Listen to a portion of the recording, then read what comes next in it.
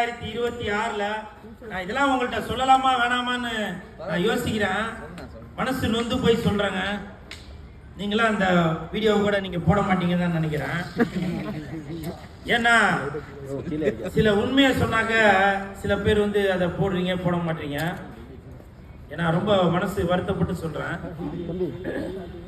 இப்போ உள்ள சூழ்நிலையில ஜனநாயகனும் சரி பராசக்தியும் சரி ரெண்டு படமுமே ரிலீஸ் ஆகிறதுக்கு அவ்வளோ திணறிட்டு இருக்காங்க.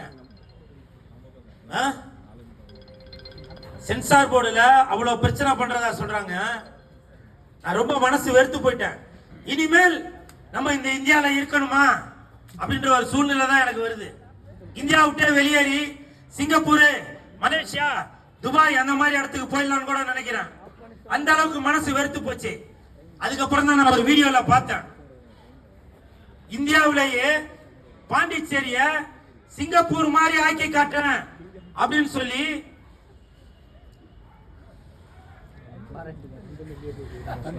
நம்ம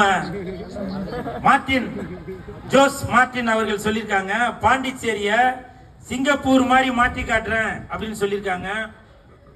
அதனால நான் பாண்டிச்சேரிக்கே கூட குடியேறலாம் அப்படின்னு சொல்லி நினைக்கிறேன். ஏன்னா மார்டின் ஜோஸ் அவர்கள் அவ்வளவு என்ன மாதிரி சினிமா கலைஞர்களுக்கு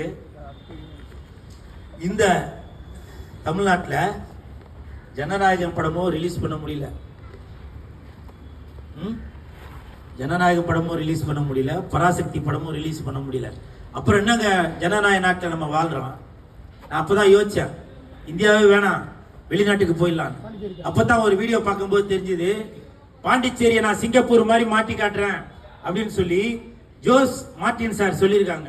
அப்போ நான் யோசிச்சேன், எதுக்கு அந்த சிங்கப்பூருக்கு எதுக்கு போனோம், இங்க பாண்டிச்சேரிக்கு போலாம் அப்படின்னு நான் யோசிச்சேன். அப்பதான் இனிமேல் இந்த ஆதார் கார்டை, சென்னையில் இருக்கிற என்னோட ஆதார் கார்டை எடுத்துட்டு பாண்டிச்சேரிக்கு போயிட்டு அங்க ஒரு புது ஆதார் கார்டு இருக்கலாம் அப்படின்ற யோசனை தான் இருக்கேன். ஜோஸ் மார்டின் சார், உங்களுக்கு என் மனமார்ந்த வாழ்த்துக்கள்.